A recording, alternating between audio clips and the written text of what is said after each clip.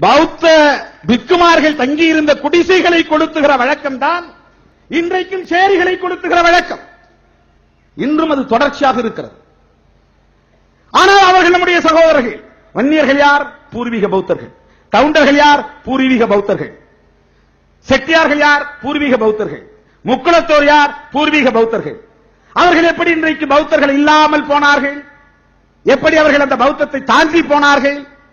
பௌத்தத்திற்கும் சமணத்திற்கும் எதிராக நடந்த யுத்தத்தின் போது, அடக்குமுறைகளின் போது, ஒடுக்குமுறைகளின் போது யாரெல்லாம் அதற்கு அஞ்சி அந்த கட்டமைப்பில் இருந்து வெளியேறினார்களோ, அப்படி வெளியேறுகிற போது ஆட்சியாளர்கள், ஆண்ட மன்னர்கள், அரசர்கள் அந்த வெளியேறிய சகோதரனை வைத்தே இவனுடைய உடன்பிறப்பை நசுக்கினார்கள்.